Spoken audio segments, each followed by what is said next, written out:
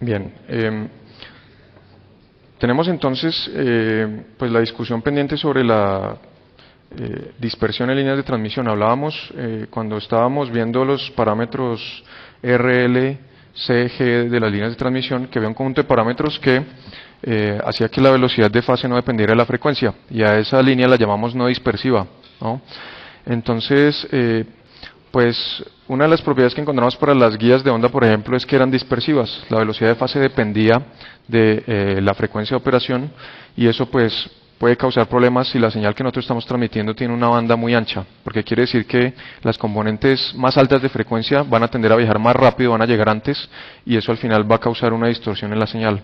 Entonces vamos a hacer un análisis aproximado de ese fenómeno de dispersión con base en un modelo de línea de transmisión que es simplemente como un sistema, visto como un sistema lineal, donde tenemos una señal aplicada, tenemos un sistema lineal caracterizado por una cierta función de transferencia z de omega, y pues estamos interesados en ver la salida y qué tanto se parece a la entrada, ¿no? Entonces, pues digamos la función de transferencia de la línea de transmisión la conocemos, es lo que hemos estado estudiando. Nosotros sabemos que al circular a través de una línea de transmisión, una señal básicamente sufre una atenuación que está relacionada con la longitud y un cambio de fase también, un desfase, precisamente debido al retraso al pasar de un extremo de la línea al otro. Lo que sucede es que, pues dependiendo de la frecuencia, este desfase va a ser diferente y también la atenuación va a ser diferente, ¿no? Entonces, ¿qué es lo que nos dicta ese comportamiento complicado? Pues básicamente la forma de beta. Para las líneas de transmisión, por ejemplo, las guías de onda que vimos que operaban en modo TE o TM, vimos que beta tenía esta forma complicada. La forma de beta que nos daría una línea no dispersiva es aquella en la que beta es proporcional a omega, simplemente es omega por una constante. Si eso sucediera, pues nuestra línea sería no dispersiva. Sin embargo, tenemos este comportamiento y es el que vamos a estudiar aquí. Bien, ustedes saben que en el dominio de la frecuencia, pues la salida de este sistema va a ser simplemente el espectro de la señal de entrada multiplicada por la función de transferencia. Luego esta es la forma que vamos a emplear aquí. Sin embargo, vamos a hacer una aproximación para obtener un resultado sencillo de interpretar, y es que pues beta lo vamos a modelar a través de su expansión de primer orden, expansión a partir de alrededor de la frecuencia omega 0, y vamos a suponer que la señal de entrada tiene un espectro pues relativamente angosto, es decir, está centrado en omega 0 y pues no es muy grande la diferencia, de manera que la aproximación lineal es una buena aproximación. Bien, así las cosas, pues esto nos simplifica bastante la expresión, porque si no, pues esta raíz sería difícil de introducir allá en el exponente. Bien, preguntas allí.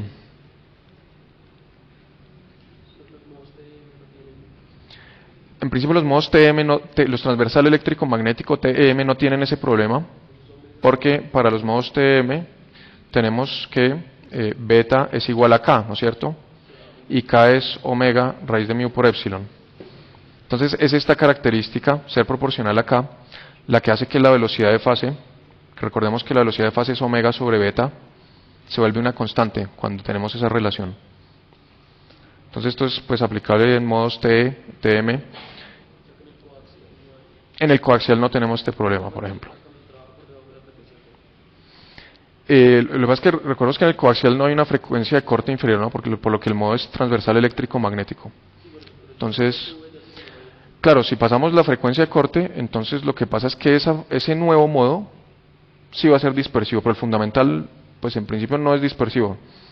Lo que pasa es que ahí hay que mencionar que si uno sube demasiado la frecuencia, pues muchas aproximaciones dejan de ser ciertas. Por ejemplo, el epsilon cambia con la frecuencia, es una de las propiedades. Entonces, incluso si el coaxial es no dispersivo, el material lo vuelve dispersivo también. Pero digamos que en condiciones normales no nos preocuparíamos por la dispersión en el coaxial. Bien, entonces aquí vamos a representar estas señales ya en el dominio del tiempo, ¿sí? Normalmente lo que uno tiene, y vamos a ver un ejemplo al final, es que las señales que uno va a transmitir a través de un medio como una guía de onda, al ser la guía de onda un medio pasabanda, ¿sí? Porque nosotros tenemos que aplicar una señal que está dentro de aquella banda definida por la frecuencia de corte del modo fundamental y la de corte del siguiente. Entonces nosotros tenemos que efectuar lo que se denomina un desplazamiento en frecuencia, tomar nuestra señal y ponerla en la banda de operación de la guía. Esa normalmente esa operación normalmente se logra pues a partir de la multiplicación con una señal, una que se denomina la portadora, es una señal armónica de una frecuencia dada.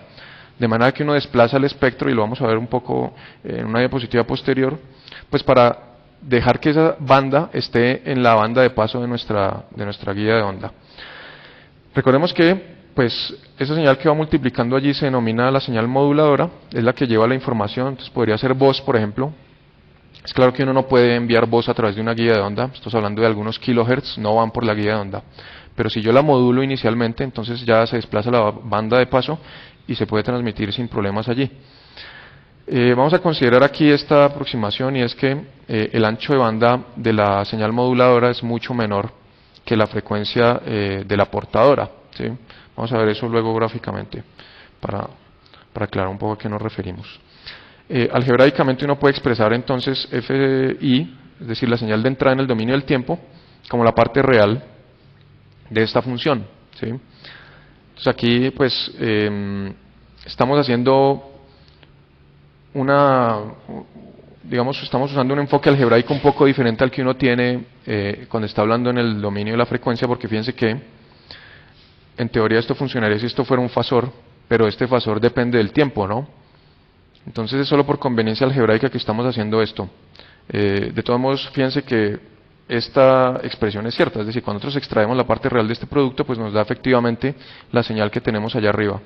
Entonces lo importante es tener en cuenta que pues esta misma operación se la debemos aplicar a la señal de salida. Vamos a ver cómo. ¿Preguntas allí? ¿Dudas? Bueno, ustedes saben que cuando ustedes multiplican una señal por un armónico, eso en el dominio de la frecuencia pues tiene precisamente el efecto de desplazar el espectro, ¿no?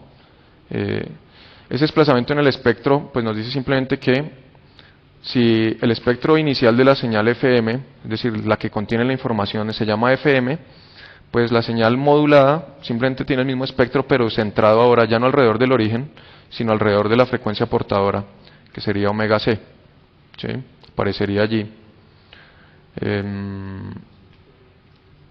Entonces, pues esa señal es la que vamos a aplicarle a la entrada a nuestro sistema.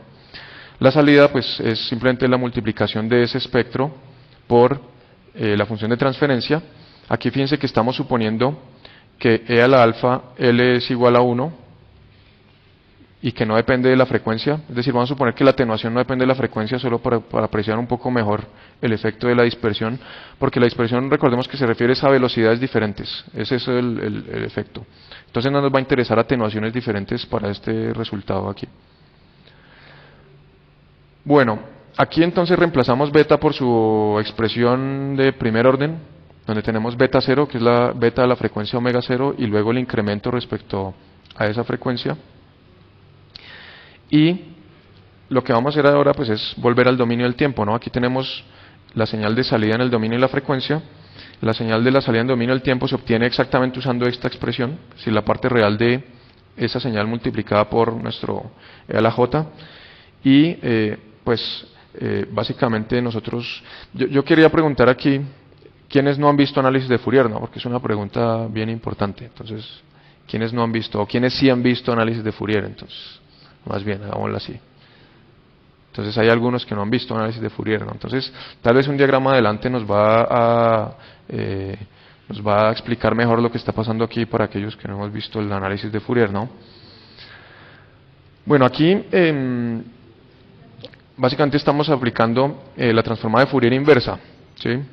Ustedes recuerdan que la transformada de Fourier inversa es 1 sobre 2pi, la integral sobre todo el dominio de la frecuencia de el espectro de la señal multiplicada por el AJ omega t. Entonces aquí tenemos la ecuación de síntesis que se llama, la que nos permite reconstruir la señal en el tiempo a partir del espectro, ¿sí? Bien, pues entonces resulta aquí que, pues dadas las aproximaciones que hemos hecho, algunas cosas pueden salir de la integral. Por ejemplo, este término que ustedes ven acá, fíjense que no depende de omega, ¿no? Estaríamos hablando básicamente de esta parte y de esta parte con omega c por L. Esos términos no dependen de la frecuencia, luego los podemos extraer, y al final lo que queda de la integral pues es esta función, f sub m de omega, es decir, el espectro de la función original moduladora, multiplicado por el AJ omega, y aquí este tiempo desfasado. Es un T menos beta 0 prima L. Recordemos aquí que beta 0 es el valor de beta a la frecuencia central y beta 0 prima es su derivada, ¿no? Entonces es la derivada allí. Entonces lo que estamos viendo aquí es que esta señal, si ustedes la ven, esta transformada inversa, ¿a qué corresponde?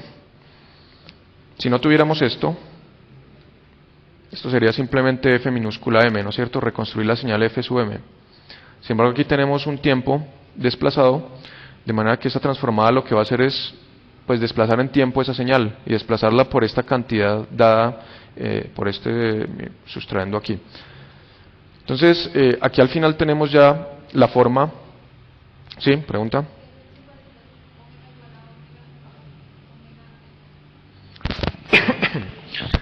Ah, sí.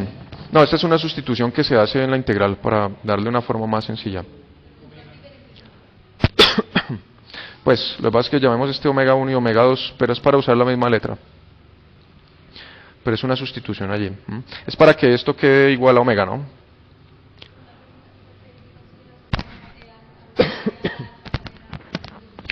Pues vamos a despreciar las variaciones que pueda tener la atenuación con la frecuencia, porque nos interesa más que todo analizar el efecto de la velocidad de fase.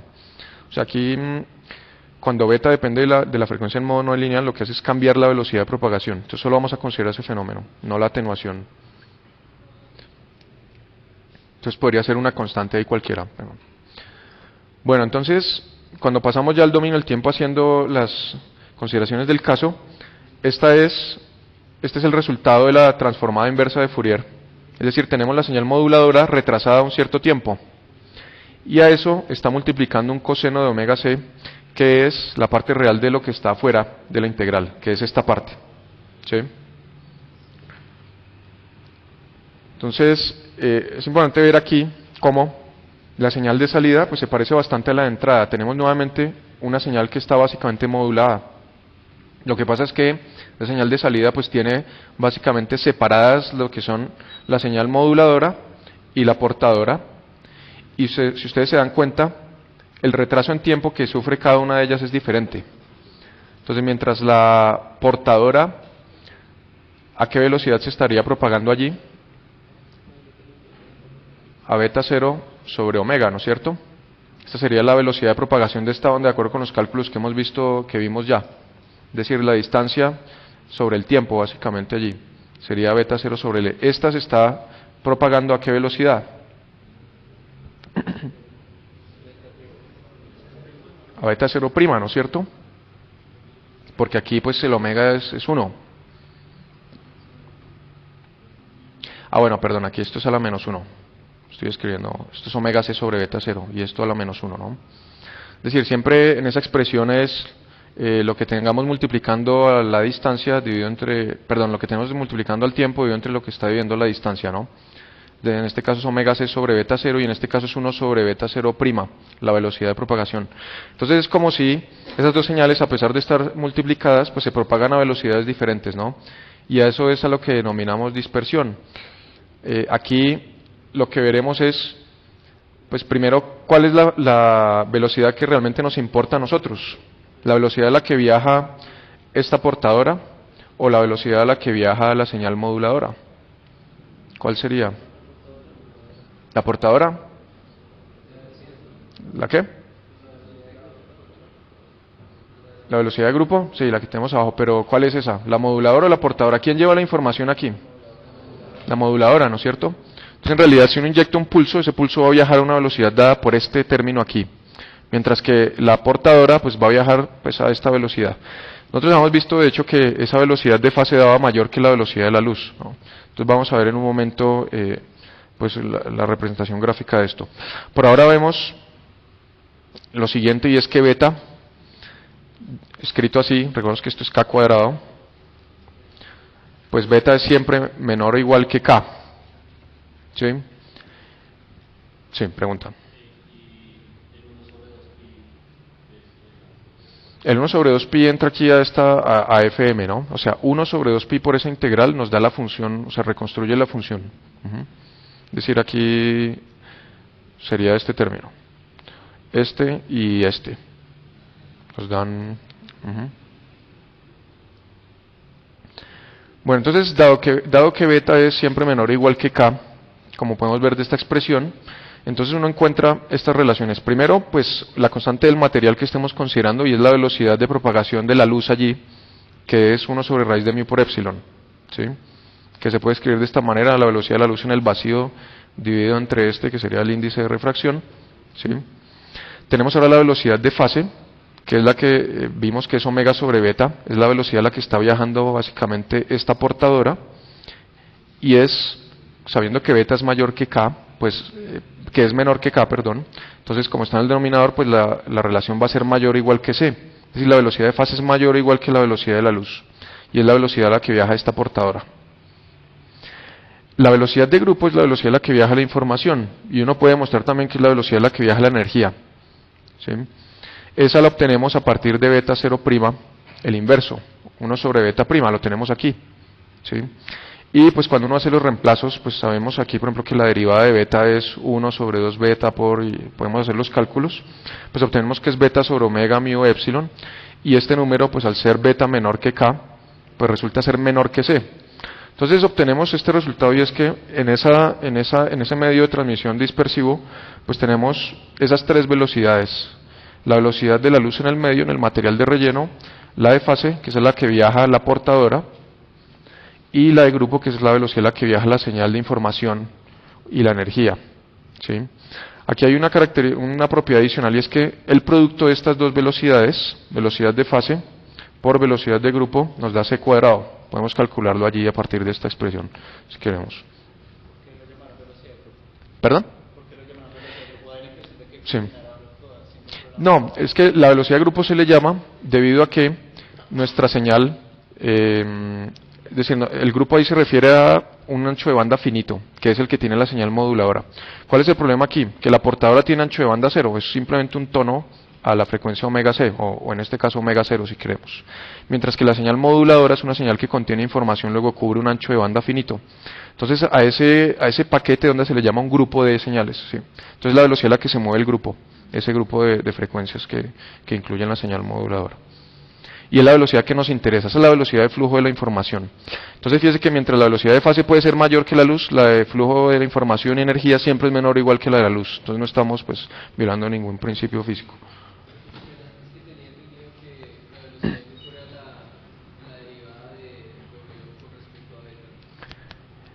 Sí, se puede ver de esa manera también. Lo que pasa es que fíjese, aquí estamos diciendo que es 1 sobre la derivada de beta de W, ¿no? Y entonces usted sabe que la derivada de la función inversa es el recíproco.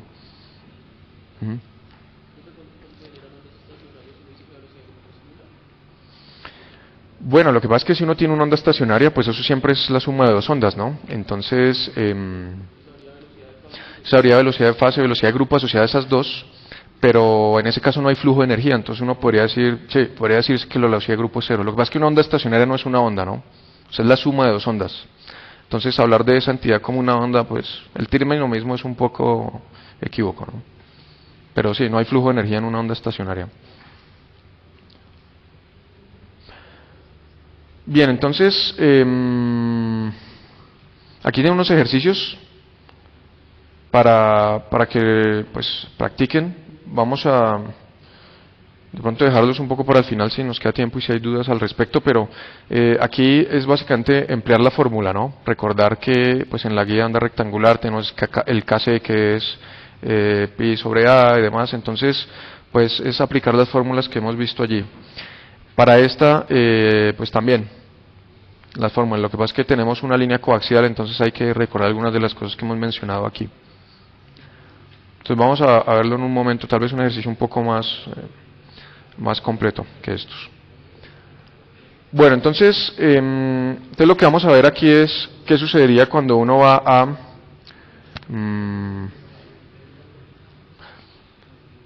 sí, bueno, no sé por qué no se ve. Entonces la situación sería la siguiente: uno tiene normalmente una función del tiempo que es la señal que queremos transmitir. Sin embargo, esa señal normalmente va a estar centrada alrededor de el origen de frecuencia. Esto sería, llamemos, frecuencia igual a 0 de C. Por ejemplo, una señal de voz cuadraría aquí muy bien, ¿sí? Nosotros sabemos que la banda de paso de una guía de onda o de un medio como los que hemos visto pasabanda, pues está alrededor de una frecuencia central, ¿no?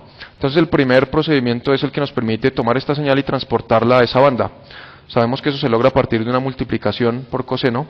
El efecto de eso es lograr que el nuevo espectro de la señal sea este verde y este verde, es decir, se crean dos copias de la señal en omega c y en menos omega c. ¿Listo? Entonces eso es modulación en amplitud si queremos verlo. Lo que pasa es que acá estamos haciendo también up conversion, se llama eso, es decir, cambiar la frecuencia de la señal. También existe el down conversion, que es hacer la operación contraria, ¿no? Cuando nosotros hacemos esto, pues entonces tenemos una señal que todavía incluye toda la información original, pero adicionalmente está en la banda que nos interesa y por tanto se puede propagar por la línea. No sé, será porque tengo esto así. Si no, no funciona. Y también lo ponemos. Un momento.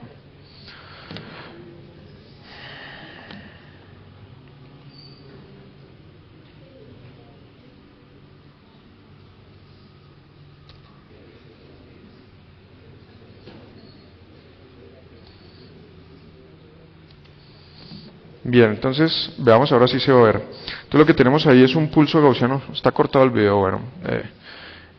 Lo que quiero que veamos aquí son dos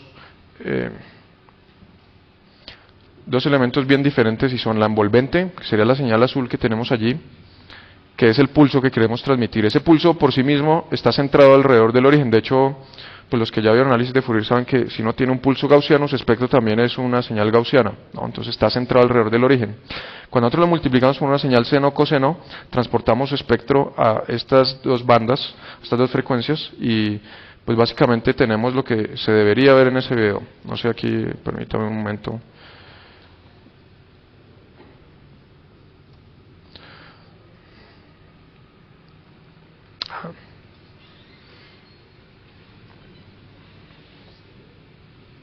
Bien, entonces esta sería la ilustración ya un poco mejor. Entonces aquí quiero que vean la línea roja. La línea roja nos dice a qué velocidad está moviendo la fase. Fíjense que va siempre en un máximo de la señal. Y la señal azul es la envolvente, es la que lleva la información. Entonces este es un caso donde tenemos una onda, un pulso gaussiano que ha sido modulado a más o menos la frecuencia media de operación de la guía y tiene un ancho de banda entre, no sé, 1.2 y 1.3 veces la frecuencia de corte, lo que tenemos allí. Entonces esto es básicamente lo que uno ve. Y quiero que notemos aquí, pues cómo esta señal de fase pues está moviendo más rápido y de hecho nuestros cálculos dicen que se mueve más rápido que la velocidad de la luz. Esto es debido a que pues esa propagación de esa fase se verifica solo después de que se ha alcanzado el estado estacionario. Es decir, nuestra señal primero debe llenar en este caso la guía de onda y solo después de que ha llenado toda la guía de onda uno empieza a ver esa oscilación que viaja o parece viajar más rápido que la velocidad de la luz. Bien, vamos a ver aquí otra, este no funcionó, entonces después lo reemplazamos. Era entre 1.2 y 1.4 veces la frecuencia de corte, ¿no? Aquí vamos a ver, esta sí es una guía de onda, estamos viéndola desde el extremo superior.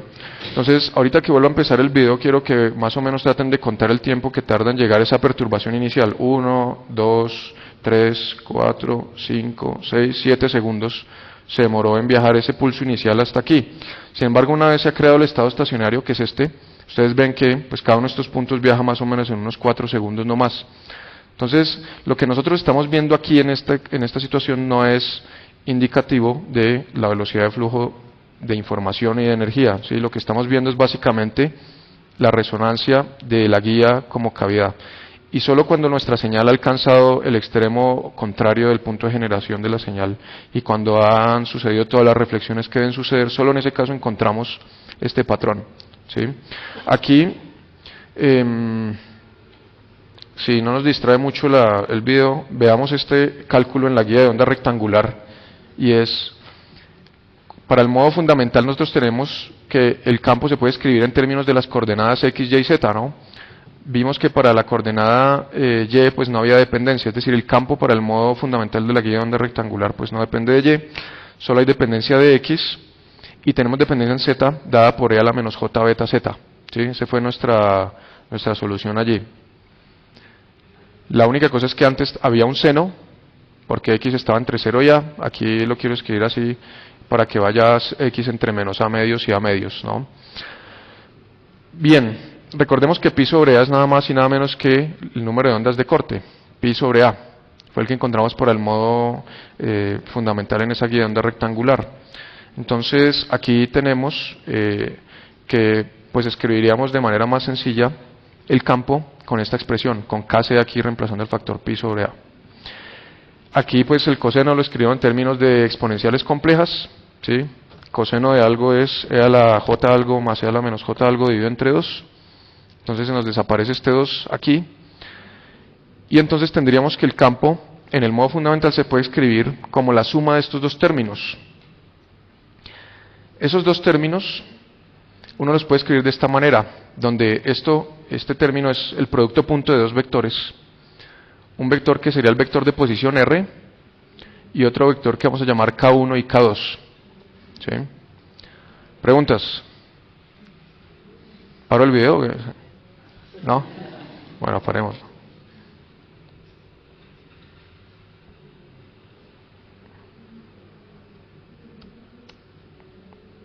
Bueno, cuando termine se detiene. Ya no está ahí ciclando. Entonces todo esto es para llevar esta forma a la suma de estas dos exponenciales complejas. ¿Sí?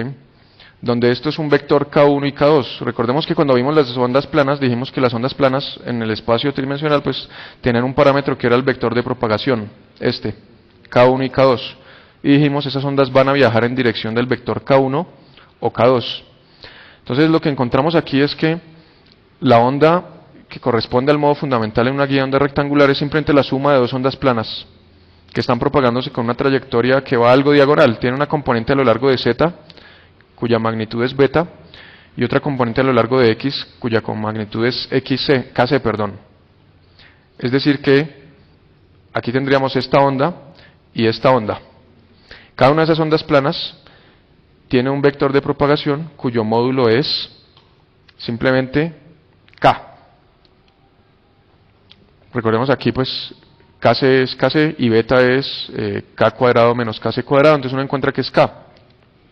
¿Eso qué quiere decir? Lo que está viajando en la guía de ondas son dos ondas planas, una va en diagonal hacia arriba, otra va en diagonal hacia abajo, visto allí, y cada una de esas va a la velocidad de la luz en el material, en ese caso aire, si es lo que tenemos allí llenando ese espacio. ¿Sí? Dos ondas planas se requieren, es la solución. Y esas ondas planas viajan cada uno a velocidad de la luz, c. Pero ¿qué pasa cuando usted mira las ondas planas en la dirección equivocada? Entonces, veamos esta onda plana. Por ejemplo, sabemos que la distancia que hay entre un máximo y el siguiente es lambda, ¿no es cierto? Y el tiempo que tardamos en recorrer eso es un periodo de la señal, 1 sobre f. ¿Qué pasa ahora si yo mido a lo largo de esta dirección esa distancia? Pues claramente si yo mido a lo largo de esta dirección, en un periodo la onda parecería recorrer una distancia mayor, ¿no es cierto? Entonces ese es el problema, es de ahí donde surge esa complicación con la velocidad de fase. La velocidad de fase básicamente está siendo medida a lo largo de una dirección errada, no es la dirección de propagación de la onda, sino que tiende a ser mayor, lo vemos aquí, pues es la hipotenusa de este triángulo. ¿Sí? Entonces otra forma todavía de ver lo que está sucediendo allí, es decir, en esa guía de onda pues estamos viendo una velocidad, si vemos solo la portadora estamos viendo la onda plana y la estamos midiendo su velocidad en dirección diagonal. Bien. Ok, bueno. Si hay preguntas.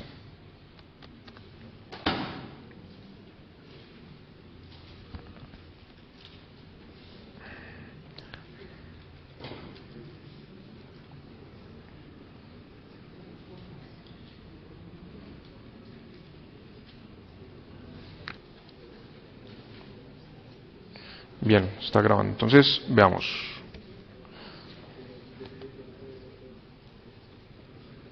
¿Este estaba entre los planteados allí o no? No.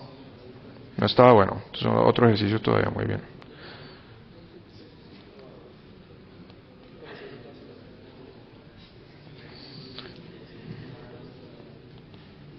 Bien, entonces tenemos este problema que tiene que ver con una guía de onda circular.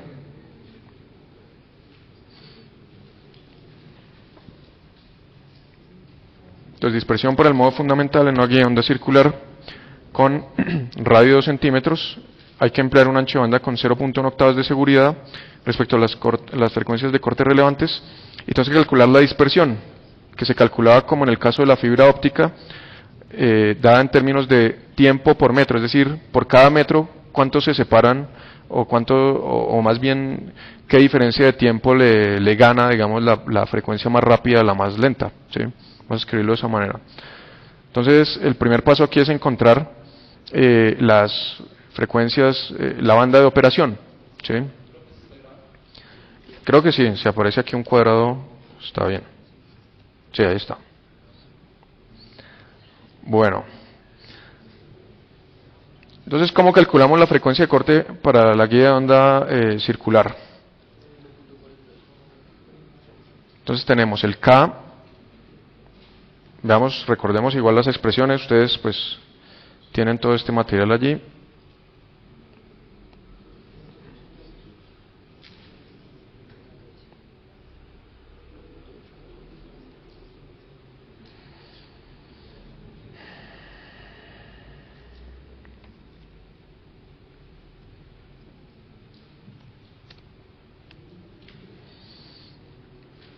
Bien, entonces recordemos aquí esas expresiones, simplemente el KC, que son el número de onda de corte, para los modos TE y en el caso para el fundamental, pues es simplemente 1.841 dividido entre A, sea el número, ¿no? De manera que escribiríamos aquí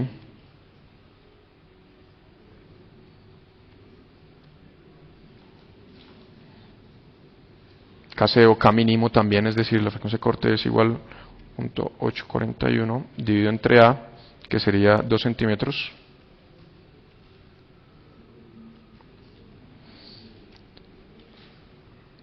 Y de allí podemos calcular de inmediato la frecuencia, que es lo que nos interesaría aquí.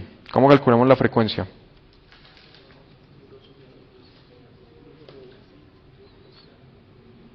Uno sobre 2, ¿qué? ¿Y qué más? ¿Casi arriba o abajo? ¿Abajo? ¿Arriba? Casi. Y por la velocidad de la luz, ¿no es cierto? La que tengamos en el material. Por ejemplo, nos dice que no nos dicen de qué es el relleno, pues asumimos que es aire, sería C0. Entonces hagamos ese cálculo allí.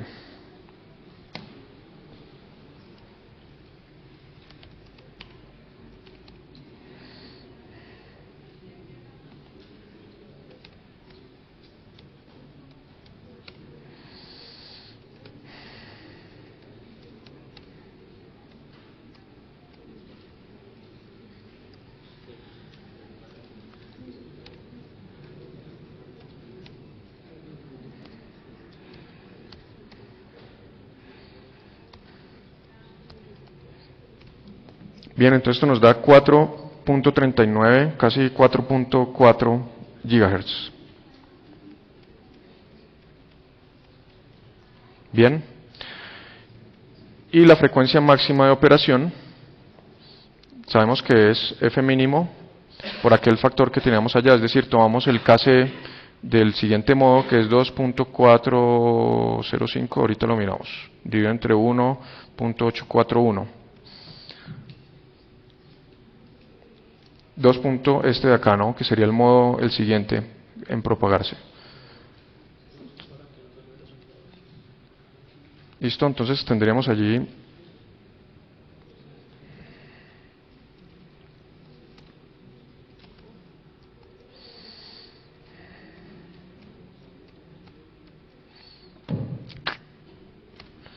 nos da 5.74 GHz.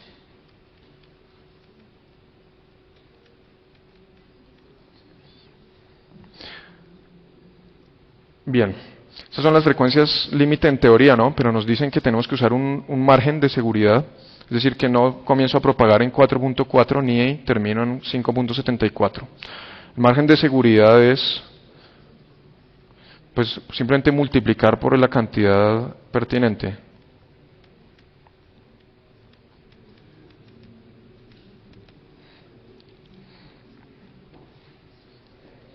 Sería la frecuencia mínima. Me tengo que desplazar obviamente hacia arriba de la frecuencia mínima, y evaluamos 2 el número de octavas que nos digan. Nos dicen 0.1 octavas. Entonces 0.1 octavas es multiplicar por 2 a la 0.1. Bien.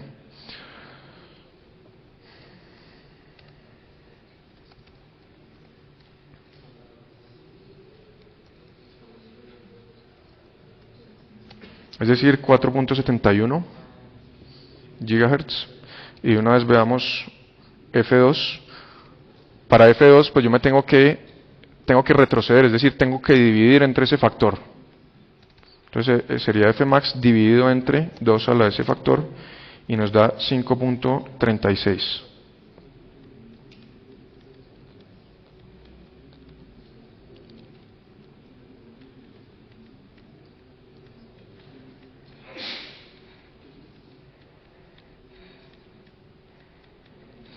Y vemos que pues estamos un poco separados de las frecuencias límite y normalmente se debe usar un margen de seguridad porque, por ejemplo, una de las cosas que sucede es que si nosotros nos acercamos a la frecuencia corte bajo, la velocidad de fase tiende a infinito y por tanto la de grupo tiende a cero. Es una de las cosas que sucede. Entonces no queremos estar tan cerca. Bueno, entonces hasta ahí tenemos las frecuencias, ¿no? Nos preguntan ahora cuál es la dispersión. Para calcular la dispersión nos interesa saber qué componentes viajan más rápido y cuáles viajan más despacio.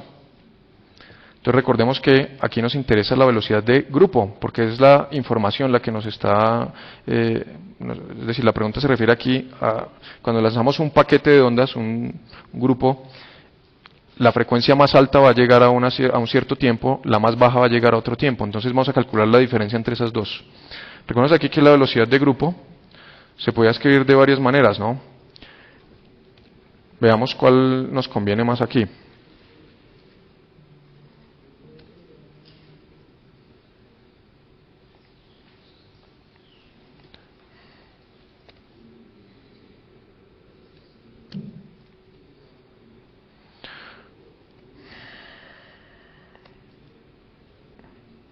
Bien, entonces la velocidad de grupo se puede escribir de esta manera, por ejemplo, como beta sobre omega mu epsilon, donde aquí pues es fácil ver que cuando beta es mayor, pues la velocidad de grupo va a ser mayor, y lo mismo para la parte inferior.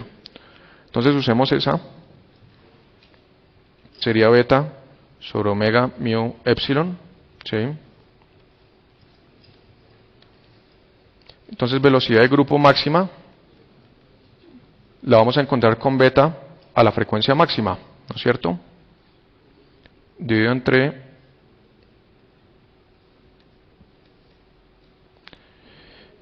y aquí entonces pues tenemos que calcularla básicamente.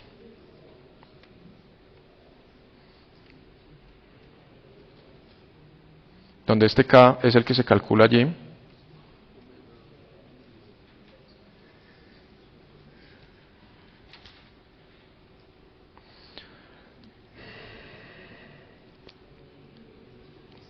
Entonces vamos a calcular el K, recordemos aquí que esto va a ser 2 por pi por f, y aquí, ¿quién sería este K?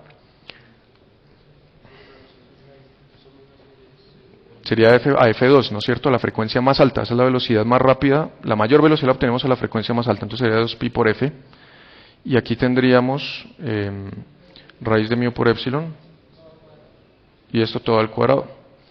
Y nuestro Kc cuadrado, pues lo tenemos calculado arriba, ¿no? Es simplemente, como lo hemos visto ahí, es 1.8 dividido entre A. Entonces vamos a dejarlo indicado. Aquí tendríamos 2 pi por f, 2 nuevamente, por mu por epsilon.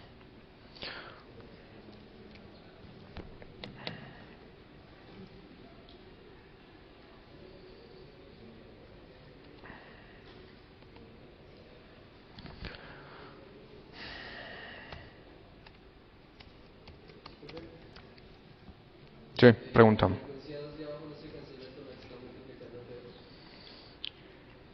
¿Por la que estamos multiplicando a cuál? ¿A esta? Pues casi no, porque aquí, o sea, sí podríamos simplificar un poco las cosas entrando allá. Pero bueno, vamos a hacerlo aquí con ayuda de Octave, que nos simplifica un poco la cosa.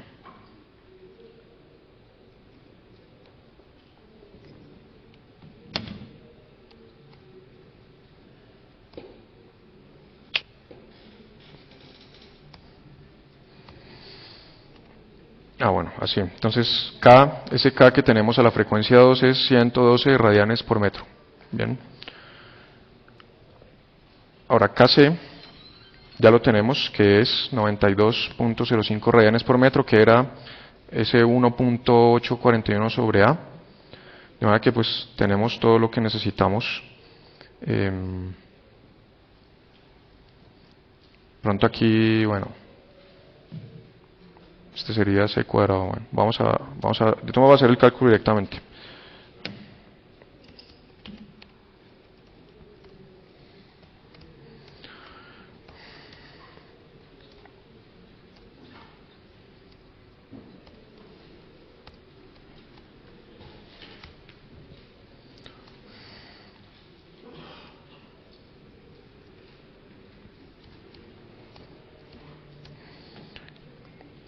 Aquí recordemos que esto es 1 sobre C cuadrado, mu por epsilon, ¿no? Entonces estamos multiplicando allí. Lo obtenemos 1.72 por 10 a la 8.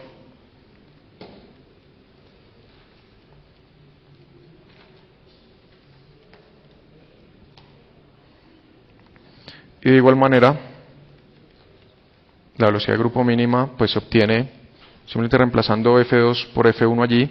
La frecuencia de corte sigue siendo la misma porque estamos hablando del mismo modo, ¿no? Entonces aquí hay que de pronto recordar que en el caso de la fibra óptica,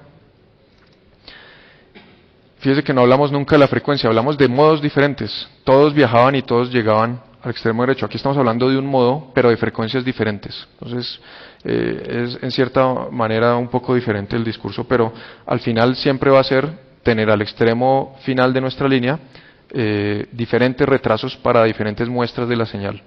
¿Sí? Vamos aquí a ver...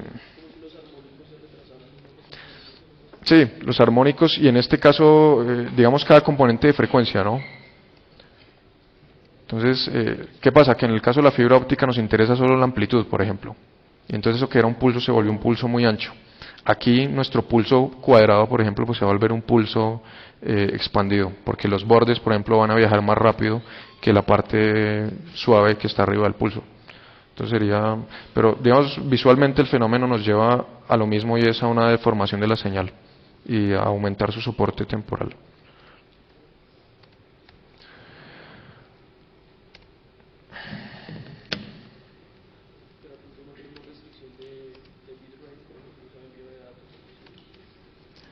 Claro, aquí sí, también tenemos, tenemos problemas, sí, claro, la dispersión nos va a limitar allí. Lo que pasa es que es un poco diferente porque depende mucho de qué esquema de modulación usemos, ¿no? O sea, uno podría usar modulación fase, frecuencia, es decir, hay muchas, entonces cambiaría ahí. En el caso de la luz, pues básicamente teníamos modulación en amplitud 0,1. Entonces el desempeño puede cambiar. Dígame.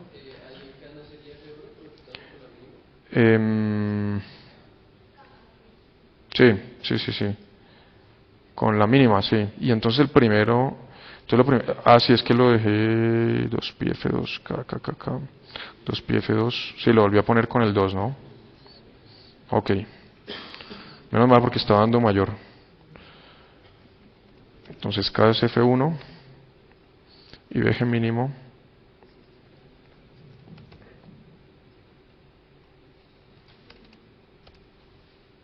Entonces aquí sería con F1 nuevamente. 1.079, o sea 1.08.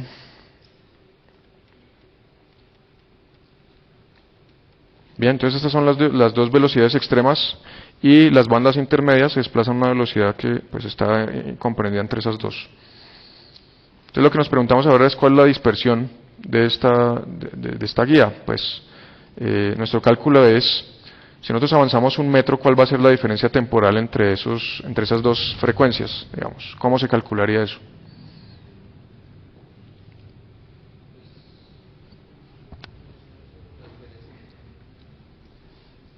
O la diferencia de tiempos, por ejemplo, digamos, ¿cuánto se demora la primera señal en llegar a 1 metro? ¿Y cuánto se demora la segunda? Y lo calcularemos así, ¿no es cierto? Entonces, delta t sobre delta x sería, llamémoslo, el tiempo máximo menos el tiempo mínimo, donde estamos hablando para llegar a 1 metro. Entonces el tiempo máximo, ¿quién lo hace? La mínima, ¿no es cierto? Entonces 1 sobre Bg mínima. Y el otro sería 1 sobre Bg máxima.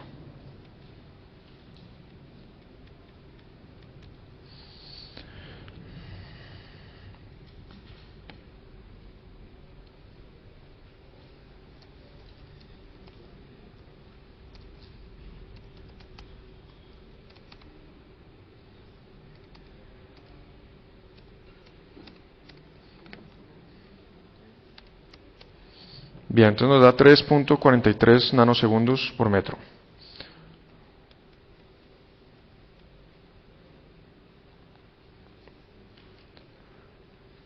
Bien.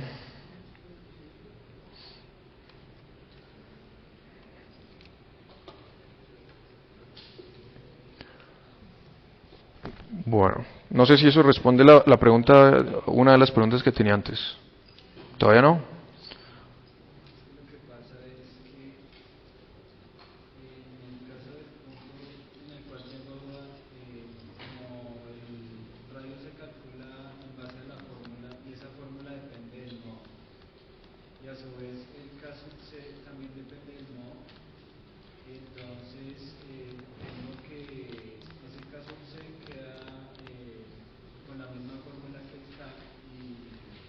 Ah, ya entiendo. No, ahí, lo que pasa es que fíjese que,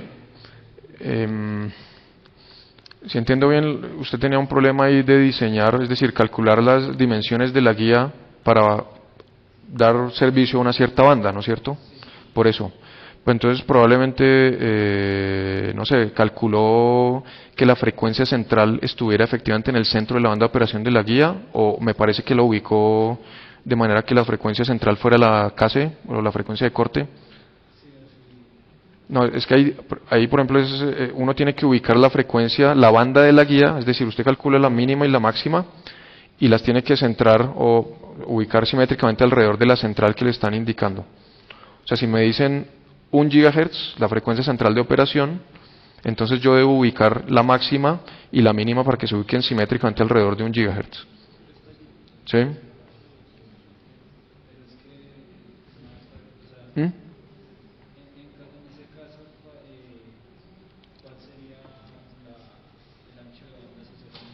Pues el ancho de banda para la guía de onda circular lo vimos y es 2.405 dividido entre 1.841.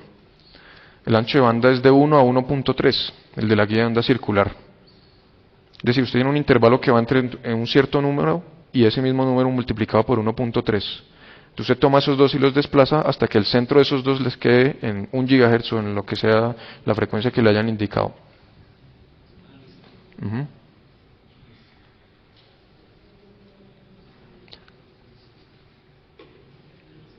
Bueno, sobre este ejercicio hay preguntas. Bueno.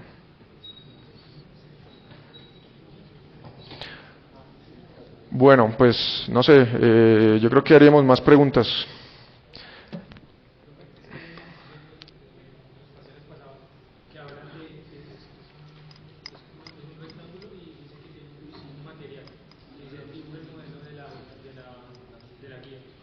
Sí, el modelo de línea de transmisión, correcto.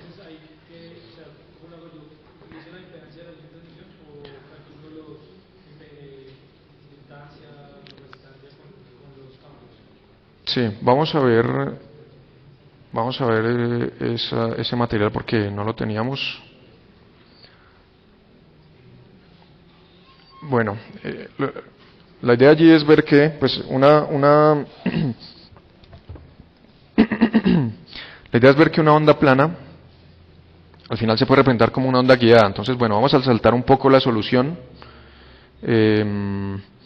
Simplemente esto es lo que ustedes saben que sucede en una interfaz dieléctrica. Estas diapositivas no las hemos visto, ¿no?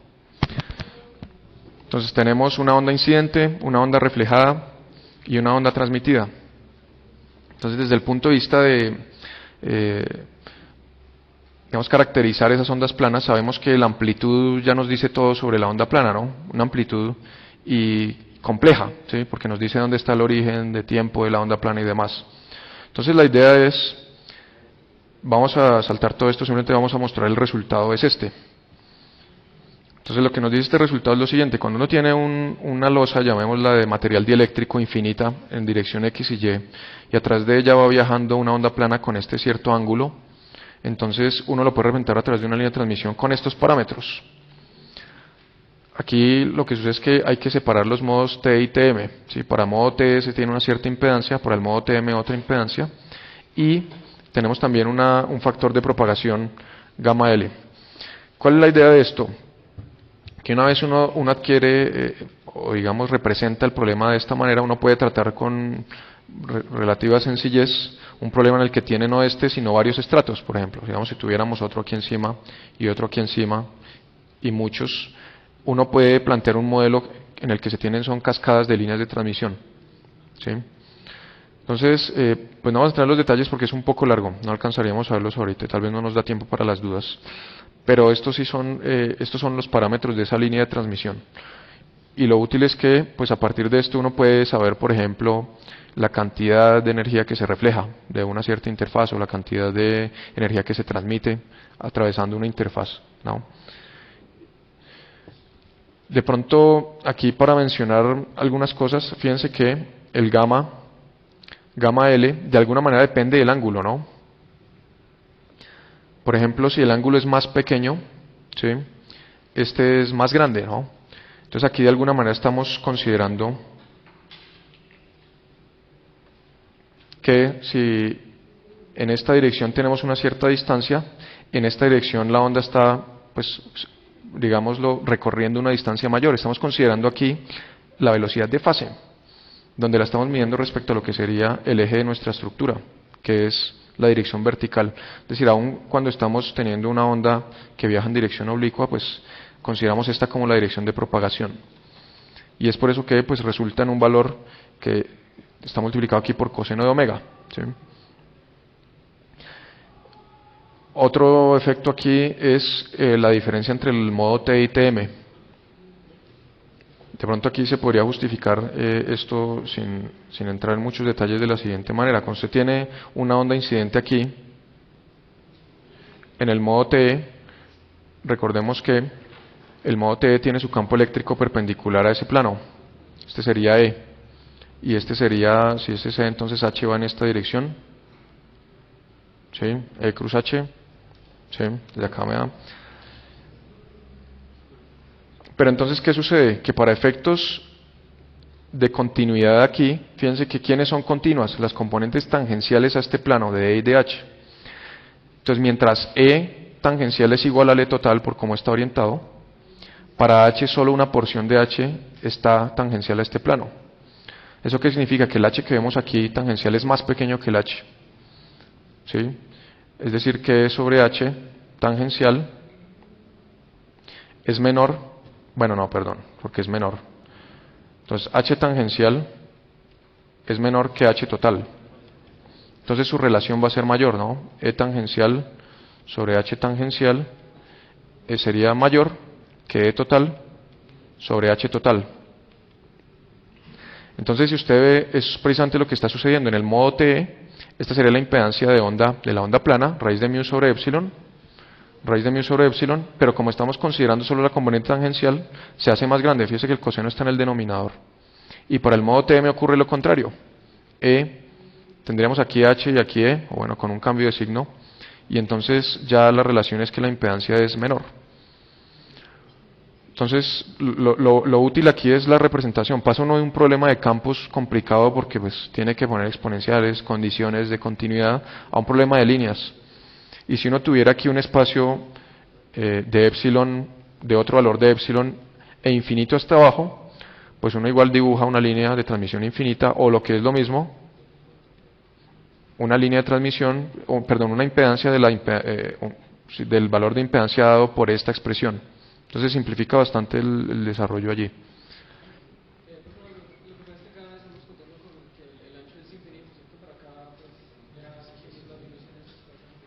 Sí.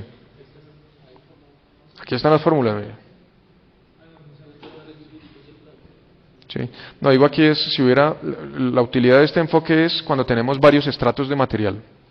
Y si uno de ellos es infinito, entonces es una línea de transmisión infinita. Simplemente, de hecho, surge aquí de la misma expresión, de la misma ecuación. ¿Sí? Si usted tiene solo un segmento, pues nada, hay que usar estas expresiones. ¿Sí? Y encontrar cuál es el modo de propagación. Sí, aquí no estamos considerando pérdidas. Claro que si usted incluyera epsilon aquí, pues entraría, se volvería complejo también, ¿no? Si este epsilon es el epsilon complejo y funciona igual.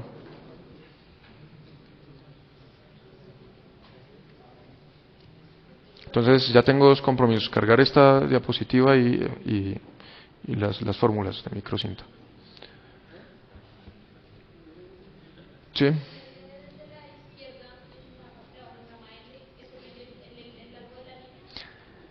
Sí, lo que pasa es que aquí,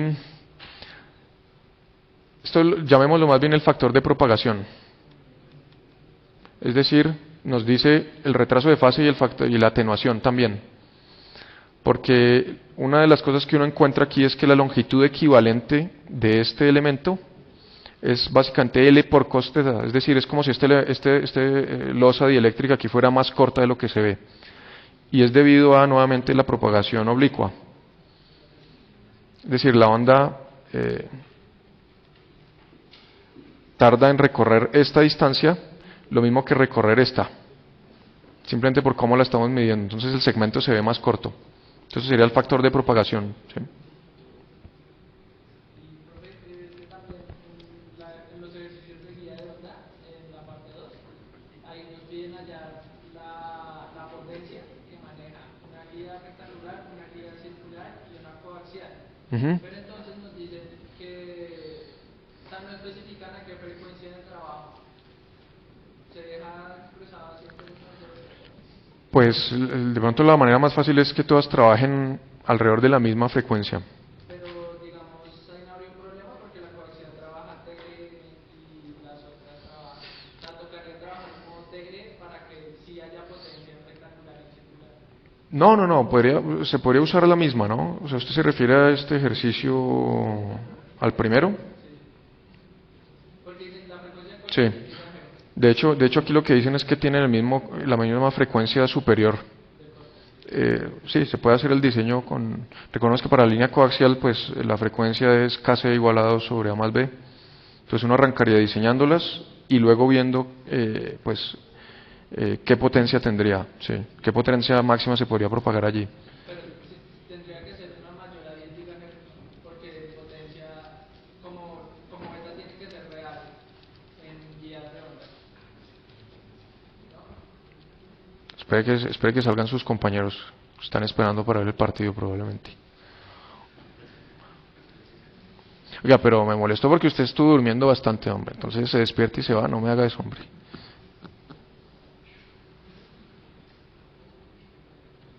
Bueno, perdón, dígame. Es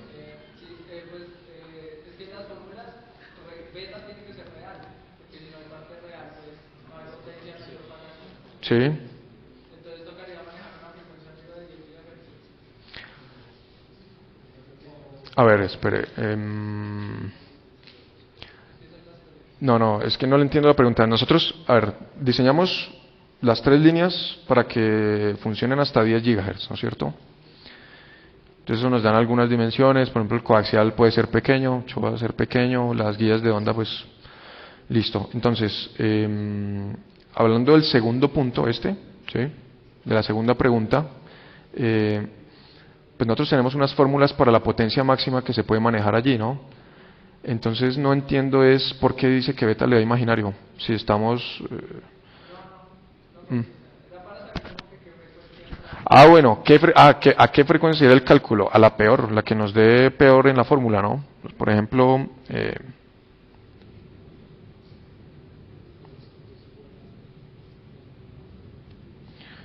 nosotros teníamos allí, se demora un poquito en salir, sí.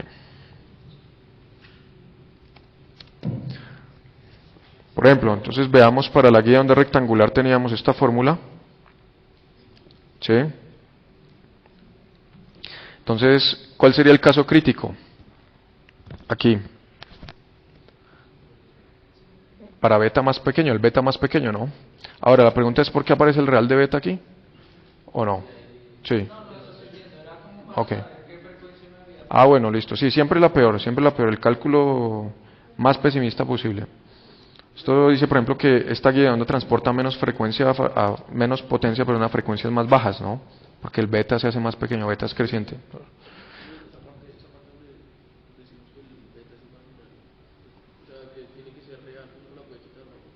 Sí, sí, es solo si el beta, digamos, si usted ya le ha agregado el factor de atenuación por dieléctrico y por conducción, entonces podría tener un beta complejo o un alfa, bueno. Solo para, me he dicho, a veces podría ser un número complejo aquí, uno dice solo mantengo la parte real. Ujú. Yo tengo una duda respecto a esa misma Sí, dimensión. Al momento de calcular las dimensiones, pues hay ciertos parámetros para la guía rectangular y la circular, pero me da en sí un valor total para la sumatoria de A más B en el coaxial. ujú. Sin embargo, hay algún tipo de parámetro que uno pueda guiarse para determinar cuál es la diferencia entre los radios del interior al exterior. Esa es una buena pregunta. Por ejemplo, lo que pasa es que aquí no están las fórmulas, pero nosotros las podemos, en un ejercicio ustedes tienen que calcular la máxima potencia que se transporta en un coaxial, ¿no? Em, Permítame ver si está el ejercicio aquí para responderle esa pregunta o no. No, aquí no está.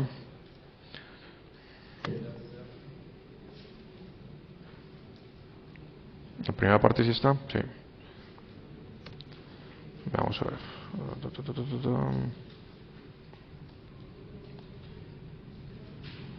Listo, entonces aquí está la respuesta a su pregunta. Y es el ejercicio 5 de la parte anterior, ¿no? Aquí está pues la atenuación. Ahora hay un criterio el que nos dice, hay una relación de radios que minimiza la constante de atenuación por conducción, por ejemplo. ¿Sí? Y aquí también hay una relación entre los radios que maximiza la potencia, la capacidad de potencia. Entonces esta sería la que habría que usar allí. Es decir, cuando uno tiene opción, hace lo mejor posible, ¿no? Es decir, elegir la mejor. Cuando no tenemos opción, es simplemente el usuario va a usar la frecuencia que quiera, entonces tendríamos que tomar la peor de ellas, ¿no? O sea, la peor frecuencia.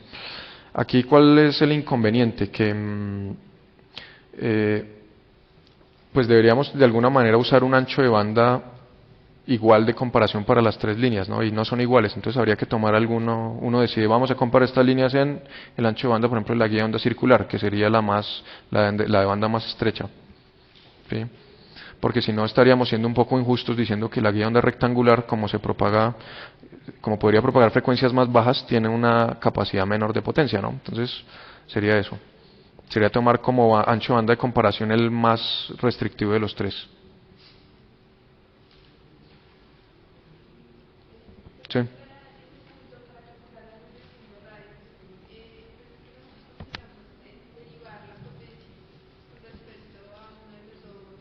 Sí.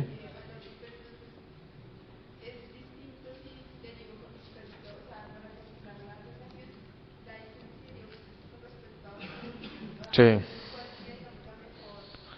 Sí, esa es una buena pregunta. ¿Ustedes qué opinan? ¿Cómo se podría resolver ese problema allí?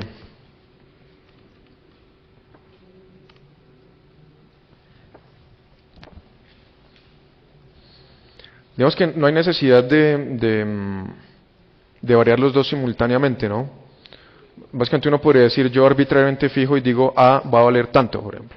Y entonces trato de encontrar B. O puedo hacer lo mismo con B, dejo el valor de B fijo y uso A.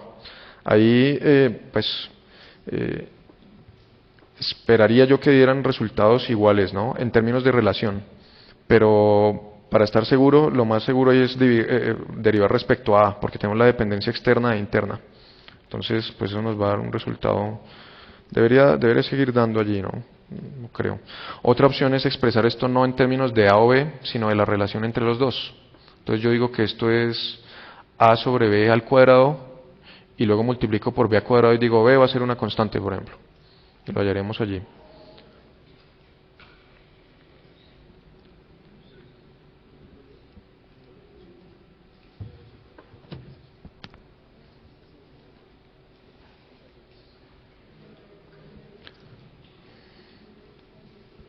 Bueno, más preguntas.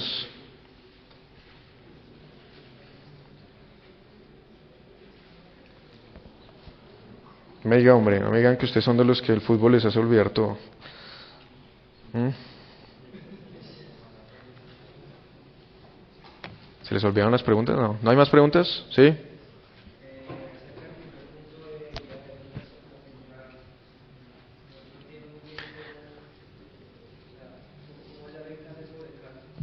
Segundo ejercicio, ¿el primero? Ya.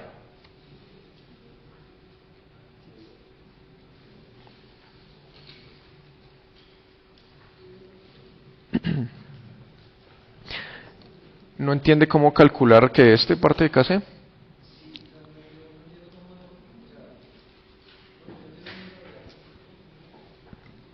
Por ejemplo, ¿qué pasa si uno inyecta una onda que se propaga por debajo o que opera a una frecuencia menor a la de corte en una guía de onda? ¿Qué sucede allí? ¿Mm? ¿Qué sucede? Se atenúa, ¿no es cierto? ¿Y cuál es el factor de atenuación? Da beta, ¿no? O sea, en ese caso beta se vuelve imaginario y entonces se nos vuelve lo que era propagación antes, e a la J beta Z, se nos vuelve E a la alfa Z, una atenuación. Entonces ahí se sigue usando la misma fórmula, beta es igual a K, K cuadrado menos KC cuadrado. Solo que en este caso pues da imaginario, entonces tenemos que encontrar cuál es esa relación tal que pues la atenuación sea 3 decibeles por longitud de onda de espacio libre, ¿no? Lambda 0, entonces ahí hay que incluir pues también ese factor.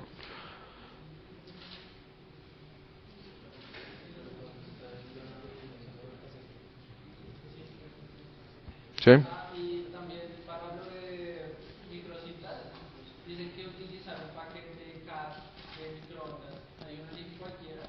Sí, sí, sí. De hecho, es una cosa que vamos a ver en un momentico. Sí, ahora que lo mencionaba, vale la pena mostrar. No sé si es clara la respuesta o...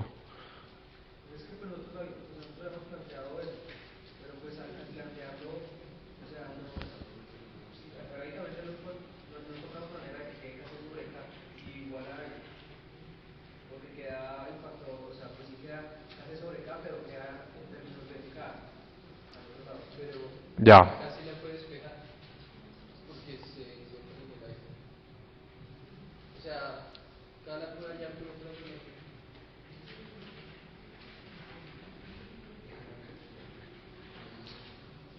Es decir, considerando que aquí tenemos que medirlo en términos de longitud de un espacio libre, sí, estamos de acuerdo. Lo que le propondré más bien es que me mande el desarrollo que tiene. Yo le doy una mirada, ¿parece? Para ver el álgebra allí. Bueno, veamos un momento el cálculo de los parámetros de línea de transmisión usando CUX, que es uno que ya hemos estado usando, ¿no? Entre las cosas que tenemos aquí una herramienta de cálculo de líneas de transmisión que nos permite hacer diseño, análisis. Por ejemplo, tenemos aquí guía de onda rectangular, tenemos la línea de microcinta, ¿sí? Tenemos guía de onda coplanar, que es otro tipo de línea de transmisión impresa que se usa bastante. Por ejemplo, esta línea es conveniente porque la línea está aquí y el plano de tierra pues son básicamente dos láminas muy anchas que están a los dos lados. O sea que usted quiere conectar un elemento a tierra, pues en realidad lo hace aquí. Suelda el componente a la línea y a una de estas dos placas grandes y eso ya es tierra, ¿no? Entonces coplanar, todo su sistema es coplanar en ese caso. Tenemos también coplanar aterrizado, por ejemplo, para mejorar pues, el blindaje allí o para en algunos casos aumentar la impedancia característica, bueno, o modificarla. Línea coaxial. Entonces vamos a ver la línea de microcinta.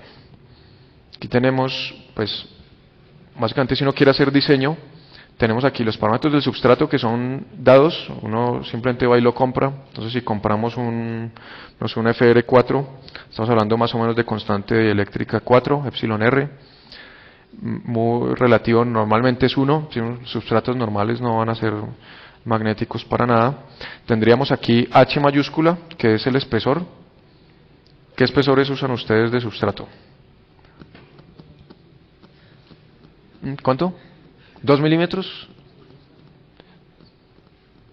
Sí, es, bueno, 1.5 visto, bueno, de pronto hay 2 también. Pero normalmente no se usan tan anchos, ¿no? Vamos a ver por qué luego. Bueno, tomemos por ejemplo, no sé, uno que se usa es que es 0.7, por ejemplo, 0.7 milímetros. HT, este parámetro básicamente no lo cambiemos. HT es un parámetro del modelo, donde uno básicamente tiene que encerrar esto en una caja metálica para poder resolverlo correctamente. Ustedes ven es un número enorme, ¿no? Entonces lo pueden dejar así, no cambiarlo. Simplemente es para poder representar esto, la solución aquí como una serie de Fourier y no como una integral de Fourier. Entonces no hay problema. Es como hacer una serie de Fourier de un intervalo muy grande, entonces como si fuera infinito el espacio, digamos. Aquí tenemos el espesor del conductor. Normalmente se tiene para el FR4 tendríamos 50 micrones. ¿Sí? Aquí tenemos conductividad, donde uno emplea la conductividad del material. Si estamos hablando de cobre, si estamos hablando de plata, etcétera. Este es un número ligeramente inferior al de cobre, ¿sí? Pero bueno, podemos dejarlo ahí sin mayor inconveniente. Podemos indicar la tangente de pérdida del material, por ejemplo para FR4 es 0.02 más o menos, dependiendo de la frecuencia de operación. Tenemos aquí la rugosidad del metal, pues uno tendría que medirla, ¿no? Pero pues estamos hablando de algunos micrones, porque resulta que si el metal no es perfectamente liso, pues su conductividad efectiva baja, ¿no? Nosotros sabemos que ahí la conducción ocurre en buena medida por el efecto piel, pero si la piel es rugosa, pues no funciona tan bien. Entonces aquí uno podría poner algo así como 2 micrómetros más bien, pues que sí, 2. Ahora tenemos la frecuencia, y entonces digamos que queremos, por ejemplo, diseñar una línea de transmisión que tenga una impedancia característica de 50 ohms y que a esta frecuencia de 1 GHz tenga una longitud de 90 grados, ¿no? Digamos que quiero una línea de lambda cuartos, son 90 grados. Entonces insertaríamos los parámetros eléctricos aquí y le diríamos sintetice. Aquí vamos a cambiar las unidades, no en milésimas de pulgada, sino en milímetros. Los mil son milésimas de pulgada, ¿no? Entonces le diríamos sintetice y entonces él calcula los parámetros donde nos dice la línea tiene que tener 43.3 milímetros de longitud y tiene que tener un ancho de 1.4 milímetros. Esa línea nos da este desempeño eléctrico que estamos buscando, ¿sí? O se puede usar en la otra dirección para hacer análisis y es dada una línea de, por ejemplo, 50 ohms, bueno, no 50 no porque ya lo hicimos, entonces de 25 ohms y longitud, 25 milímetros, 1 centímetro, entonces digamos 10 milímetros de ancho y longitud de, digamos 150 milímetros, por decir algo, hacemos análisis y entonces nos dice que esa línea tiene una impedancia característica de 11 ohms y una longitud eléctrica de 341 grados, ¿sí? Entonces uno puede usarlo en las dos direcciones.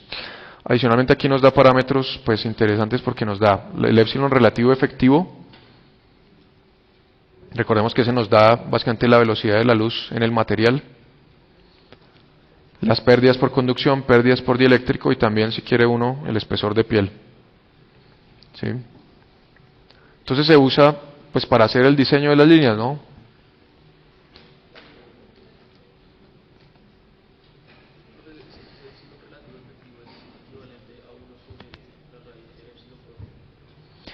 No, porque recuerde que aquí, en esta línea, como no es homogénea, o sea, el espacio no es homogéneo, entonces el método de modelado que se usa, y de hecho el que se usa aquí en este paquete es que uno quita el dieléctrico y rellena el espacio con un dieléctrico equivalente.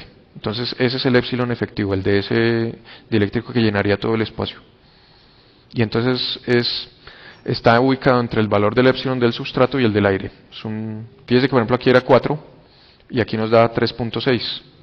Una de las cosas que uno puede ver es que, por ejemplo, si la línea se hace muy ancha, digamos si ya no lo hago de 10 milímetros sino de 20, y le decimos análisis, entonces este número va subiendo, ¿sí? Una línea muy ancha, pues eso debe tender a 4. Lo que pasa es que una línea muy ancha ya, pues, en realidad tenemos una antena, y vamos a ver por qué luego. Pues normalmente las líneas de transmisión no se hacen mucho más anchas de, digamos, 1/10 de longitud de onda. Se usa una limitante allí para que funcione todavía como línea de transmisión.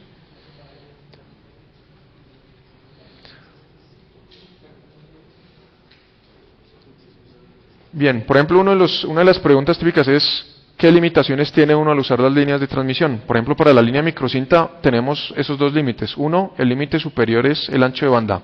No podemos tener un ancho que sea mayor de 1/10 de longitud de onda aproximadamente, porque en ese caso eso se vuelve una antena, ¿sí? Eso ya deja de, digamos, contener toda la radiación entre la cinta y el plano de tierra y permite que se escape sobre todo donde haya curvas, donde haya cambios de una línea a otra. Entonces, para el caso de 1 GHz, pues estamos hablando de cuánto, ustedes me dirán. A 1 GHz, ¿cuánto es la longitud de onda? ¿Cuánto?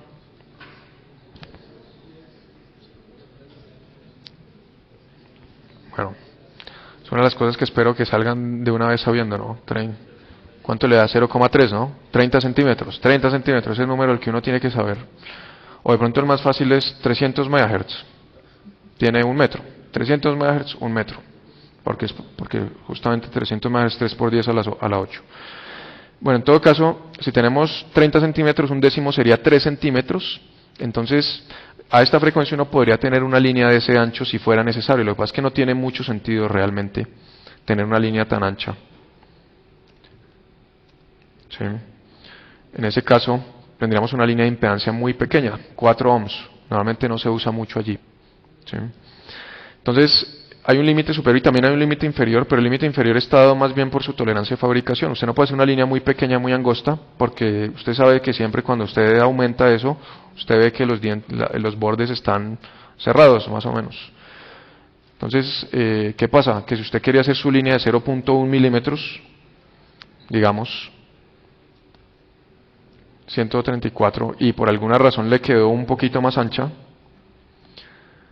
entonces la impedancia cambia pues considerablemente la característica. Entonces ahí el problema es de tolerancia de fabricación y normalmente, bueno, y también por pérdidas, ¿no? Es otro punto que hay que considerar allí.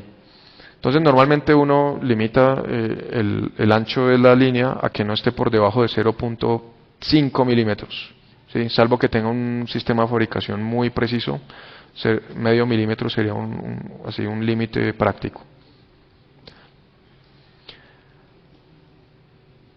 Bien. ¿Sí? ¿Cómo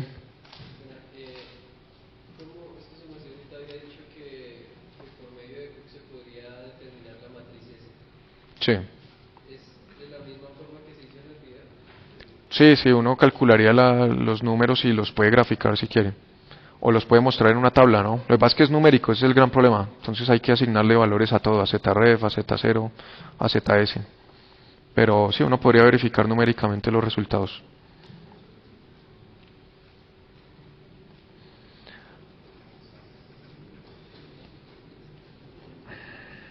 Bueno, muy bien, yo creo que sería todo por ahora. Nos vemos el jueves. Recuerden, examen de Open Book, que llaman Open Book Exam. Pueden traer todo el material que quieran, hojas, libros, textos. Estaba pensando si permitir o no el uso del computador, pero yo creo que es más un inconveniente, porque los computadores casi siempre fallan en esos momentos de presión. Ustedes pronto no les ha pasado, pero sucede. No sé si es que la gente o uno teclea muy rápido, pero entonces calculadoras normales, no celulares, por favor.